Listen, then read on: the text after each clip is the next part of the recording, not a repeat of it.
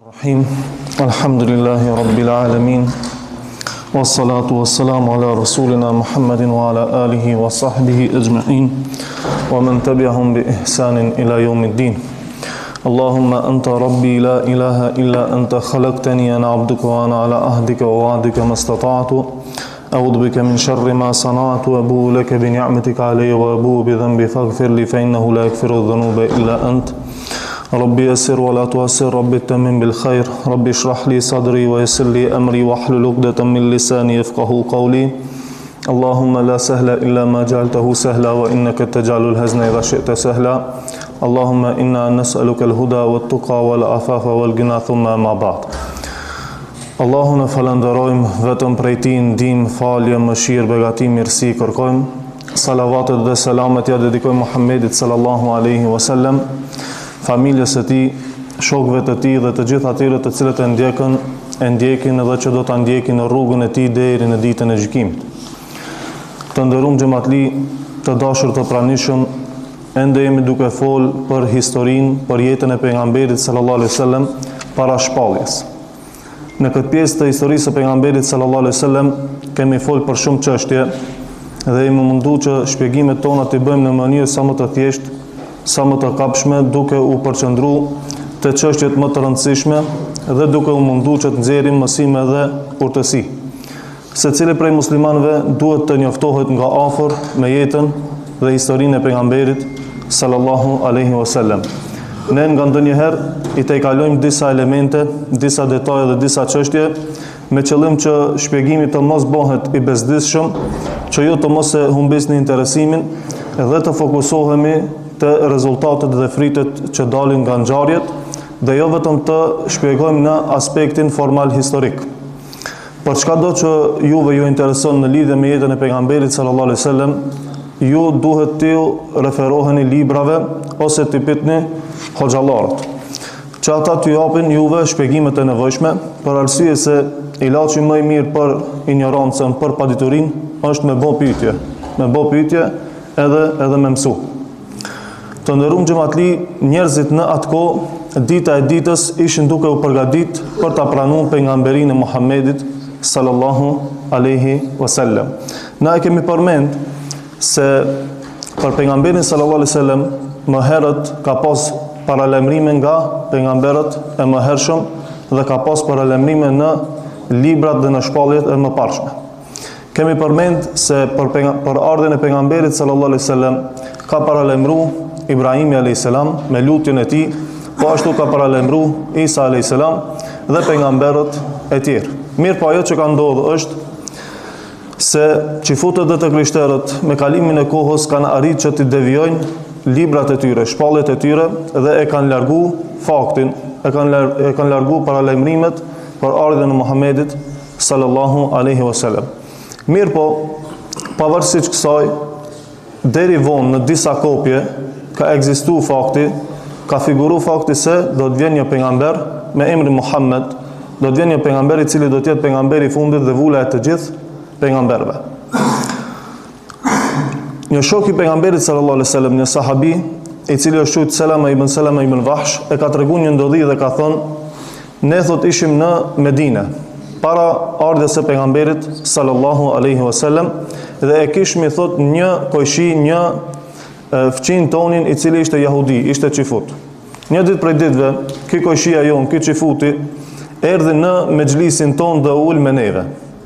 Unë thot isha personi më i ri në atë mexhlis. Dhe kur erdhi jahudia, nisi thot me fol me neve.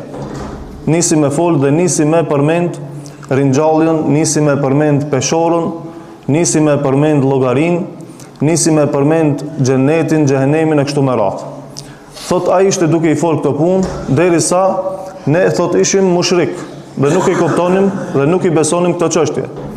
Ai ishte duke i fol njerëzve të cilët nuk besojnë dhe nuk ja kanë haberin se çka do të thotë ringjallje, se çka do të thotë xhenet, e çka do të thotë xhenem e kështu me radhë. Dhe njerëzit pastaj thot i thanë atij qifutit: mirë për ti o filan, ti a me të vërtet beson se njerëzit një ditë do të ringjallen pas vdekjes? A me të vërtet beson se ka xhenet dhe xhenem? Qifuti jahudia tha: po thot, dhe jam i bindur për këto. ma kollaj thot unë kisha pranu me hi me një furrë në këtë dunja, se sa që e kisha përballu zjarin e xhenemit në botën tjetër në ahiret. Banorët e Medinës, ata të cilët ishin në atë mexhlis, i thanë, e kur do të ndodh kjo të cilën ti po e thot? Kur do të ndodh ringjallja? Kur do të ndodh xheneti dhe xhenemi? Qifuti tha, kjo do të ndodh kur do të del një pejgamber nga kjo anë, duke bë me shenjë ka Mekka, ka Qabja. Prapa ata të cilët ishin në mexhlis, banorët e Medinës e pyetën, kur do ta shohim na këtë pejgamber? Kur do të vjen ky pejgamber? Transmetuesi i kësaj ndodhie, Selama ibn Wahsh, thot, qifuti jehudia më pa mu, duke qenë se unë isha personi më i ri në mexhlis. Më pa mu, më shikoi mu dhe tha, ky pejgamber do të vjen kur ky djali i ri ti mbush vjetët e tij, pra të arrijë moshën e pleqërisë. Transmetuesi i kësaj ndodhie, sahabiu i cili tregon këtë rast, thot, vallahi thot, Allahu e dërgoi pejgamberin e tij dhe unë arrita që ta shoh atë. Vitet kaluan derisa Allahu e dërgoi pejgamberin e tij dhe të gjithë na i besum, për arsye se kishmi dëgju për ardhin e tij, mirë po nuk i besoj vetëm ai qifuti, ai jahudia i cili na tregon te neve, na kallzon te neve se do të vinë ky pejgamber. Nuk i besoj prej inatit dhe prej xhelozisë. Dhe kur na i tham pse ti nuk e beson pejgamberin sallallahu alaihi wasallam, ai thonte që ky nuk është pejgamberi për të cilin unë juve ju kam paralajmëruar. Qifutët dhe të krishterët në mënyrë kategorike e kanë refuzuar pejgamberin e Muhamedit sallallahu alaihi wasallam, ani pse kishin pa shumë shenja të ai, ani pse e kishin prit shumë, ani pse ishin duke e prit ata për arsye se kishin informata, dhe kur u shfaq pejgamberi alaihi salam, kur dol pejgamberi alaihi salam, ata nuk i besuan dhe e refuzuan në mënyrë kategorike, duke dëshmuar se janë njerëz mendjemdhenj dhe janë njerëz të cilët janë kokë fort. Javën e kalume folëm për rindërtimin e Qabës. Mirë po, nuk arritëm që të i bëjmë disa shpjegime të nevojshme. Ajo që ka është interesant të rindërtimi i Qabës është kujdesi i kurejshve për të ndërtu Qabën me pasuri halal. Nuk thonë me pasuri të fitume në mënyrë të lejuar. Kurejshit e dinin se Qabja është e shenjtë, është e bekume dhe nuk mund të përdoret për rindërtimin e saj, për renovimin e saj pasuri e cila nuk është e fitume në mënyrë të lejume apo është e fitume në mënyrë haram apo të dyshimt. Bandje nga mospasja e pasurisë halal, pasuria halal u harxhu që e kishin në dorë Kurejshit, ata e lanë pjesën e Hijr Ismailit pa e përfshin brenda kuadratit të Qabës. Aty në Qabë është muri gjysmërrethor, të cilën na e kemi pa prej videove ose kemi shku atje. Asaj thuhet Hijr Ismail apo Hatim.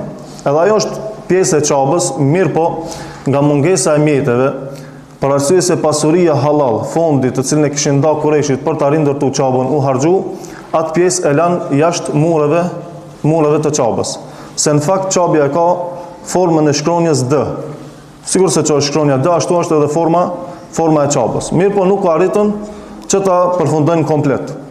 Madje vetë pejgamberi sallallahu alaihi wasallam më vonë ka thënë Aishës radhiyallahu anha, nëse populli yt o Jashe nuk do të kishte dalë shumë frikë prej xahiljetit, pra para pak kohe, atëherë thotë unë do ta kisha rënë Qabën dhe do ta kisha rindërtu prap dhe do ta kisha përfshi edhe Hijr Ismailin brenda kuadratit, brenda mureve të Qabës. Kjo nuk ka ndodhur, edhe pse ka pas disa ndërhirje më vonë, pas vdekjes së pejgamberit alayhis salam, prap Qabja ka ngel në këtë formë sikurse që është sot në formën katrore. Mirë po, pjesa e Hijr Ismailit, ai muri i cili është aty, është brenda Qabës. Ka ngel ashtu dhe për këto ka ndoshta urtësi. Urtësia është se të gjithë na sot kemi mundësi me shku me hi te Hijr Ismailit, ai muri gjysmërrethor. Dhe janë orarët veçma si për burrat si për gratë, nëse nuk gaboj, ndërsa nuk kemi mundësi me hi në brendësi të Qabës. Brenda Qabës zakonisht hin kryetarët e shteteve, liderët apo njerëzit me autoritet, të cilët u amundson drejtoria e cila kujdeset për haremet me hi aty, ose u amundson qeveria shteti i Arabisë Saudite. Mirë po na njerëzit e thjesht nuk kemi mundësi me hi në Qabë. Mirë po nëse him te Hijr Ismaili, aty kemi mundësi me hi, konsiderohet sikur se kemi hi brenda mureve të Qabës dhe konsiderohet sikur se me bë ibadet brenda çapës. Dhe kjo ndoshta është urtësia pse Allahu subhanahu wa taala e ka lënë që kështu të ngel çapja në këtë formë. Tjetra, duhet të parashtrojmë vetës pyetje se si është e mundur që Kurejshit, të cilët ishin mushrik, të mos pranojnë që në ndërtimin e çapës të shfrytëzojnë pasuri e cila është e fituar në mënyrë haram. Dhe pse sot disa çështje janë më keq se sa atëherë. Për fat keq sot bëhen punë në fe me pasuri të dyshimt, me pasuri jo të lejume, dhe ndërtohen ndoshta xhami me kamat. Sidomos në perëndim diaspor, vllazërit tonë atje detyrohen në një formë apo tjetrën me ndërtu xhami dhe mesgjide me kredite në të cilat ka kamat. Kjo nuk është një problematikë e vogël. Kjo është çështje e madhe dhe nuk është çështje e lehtë. Për arsye se mushrikët, nëse e krahasojmë, ata ishin mushrik. Ne sot jemi musliman dhe ka dallim shumë të madh. Dhe si është e mundur që ata nuk pranojnë me ndërtu çapën me pasuri haram dhe me kamat, derisa sot në mesin e muslimanëve bëhet një gjë e tillë. Ka disa gjëra të cilat bëhen nga imponimi, mirë po edhe disa tjera na vetë i zgjedhim me veprimet tona. Dhe tjetra mesele e cila na del këtu në këtë rast është cili është hukmi, dispozita e punëve të mira, e sadakave, e cila ipet me pasuri haram. Shpesh ndëgjojmë njerëzit duke thonë se filani është njeri i mirë, punon me drogë, mirë po ndihmon shumë. Filani punon me haraç, mirë po ju ndihmon fukarave. Tjetri lum kazino, ama nuk e ndal dorën hiç. Cili është hukmi, dispozita i bamirësive, sadakave, e cila ipet me këtë lloj të pasurisë. Fillimisht do të më ditë se kësaj pune i thojnë me bë hajgare me Allahun subhanahu wa taala, me dashur me mashtru krijuesin e madh xhelaluhu. Ajo sadaka, ajo ndihmë, jo që nuk pranohet, mirë po meriton dënim prej anës së Allahut subhanahu wa taala. Ka këtu diçka shumë interesant që duhet me ditë njerëzit, për arsye se nëse ka dikush i cili e ka fituar një pasuri apo e posedon një pasuri, një lloj të pasurisë, e cilën e ka fituar në mënyrë haram, e di ai që e ka haram, mirë po beson në vetveten e tij se është halal, ai njeri është i pa fe, do të del prej fesë. Për arsye se me bë haramin halal, e nxjerr njeriu prej dinit, e nxjerr njeriu prej fesë. Nuk mundot askush mos me përfill fjalën dhe shariatin e Allahut subhanahu wa taala, dhe kjo punë ka pasoja si në dunja ashtu edhe në ahiret. Me dhon sadaka, me ndrejt xhami, me bën bamirësi, me pasuri të dyshimt, me pasuri të fituar në mënyrë haram, është sikurse me dasht me la lloçin baltën me ujë të papastërt. A pastrohet lloçi me ujë të papastërt? Natyrisht se nuk pastrohet. Kur themi se disa çështje janë sot më keq se sa që kanë qenë në kohën e xhahilietit, nuk e themi këtë kot, por e themi duke u bazuar në analiza dhe në pikpamje të dietarëve. Shembull, nëse e marrim kamatën, do të shohim se kamata ka qenë është sot më keq se sa që ka qenë në kohën e xhahilietit. Na e dim se kamata është haram, e ndaluar rreptësisht. Dhe kamata ka dy lloje kryesore, riba al-fadl dhe riba an-nasiye. Riba an-nasiye është kamata e vonesës. Kjo kamat ka qenë më e përhapur në atë kohë dhe si ka funksionuar? Ka funksionuar kështu. Nëse ka shku dikush me marr borxh të dikush, ai ja ka dhënë borxhin dhe ja ka caktuar afatin. Ja ka caktuar afatin për shembull 6 muaj, 1 vjet, 2 vjet e kështu me radhë. Pasi që ka mbaruar afati, ky që i ka marr borxhin, ka shku te borxhdhënësi dhe i ka thonë: unë nuk kam me t'i kthi parët. Nuk muj me t'i kthi, si kum bo parët me t'i kthi. Prej ati momenti, ai cili ja ka dhënë parët borxh, i thot: nëse ti si ki parët tashmë mi dhon, atëherë prej sot ja nis kamata, prej sot ja nis përqindja. Me mbarimin e afatit, ja ka nis kamata, ja ka nis përqindja, ja ka nis pra interesi. Kështu ka funksionuar në kohën e xahilietit. Mirë po sot si funksionon? Sot për fat të keq nuk ka afat, nuk ka tolerancë, nuk ka kohë. Në momentin që dikush shkon në nënshkruan në bankë me marr borxh, me marr kredit, ja nis me njëherë kamata. Thonë ja nis në sekond, as nuk ta falin as në minutë, nuk ta falin as në sekond, prej atij momentit ja nis me njëherë kamata. Në kohën e xahilietit ka pas një afat të caktuar, shembull 6 muaj ose 1 vjet ose 2 vjet, varësisht se si janë marrë vesh, dhe në momentin që ai i cili ka marrë borxh nuk e ka kthy borxhin në datën e caktuar, prej atëherë ja ka nis kamata. Dhe sot është ndryshe. Sot në momentin që ti e nënshkruan, duhesh me i kthy automatikisht më shumë. 5%, 10% apo edhe më shumë. Ka prej shumë dukurive të cilat janë për fat keq më keq sot se sa në kohën e xahilietit. Dhe kjo është për të çudit dhe është për me bë pyetje se si është e mundur që mesin e muslimanëve të ketë kaq shumë dukuri negative. Dhe thamë edhe më herët se disa na imponohen. Çështja e kamatës, e cila i ka përfshi gjithë sistemin e bankave. Mirë po disa çështje na i bëjmë me zgjedhjen tonë dhe këtu duhet më ndal edhe me rishiku imanin dhe besimin tonë se si është e mundur që na si musliman me pranu disa çështje që nuk janë në përputhje me shariatin e Allahut subhanahu wa ta'ala. Para moshës 40 vjeçare, pejgamberit sallallahu alaihi wasallam ju bë dashur vetmia dhe izolimi. Pejgamberi alaihi salam filloi të largohet nga shoqëria e Kurajshëve, për arsye se nuk i pëlqente rendi shoqëror dhe gjërat të cilat i bënin Kurajshit në atë kohë.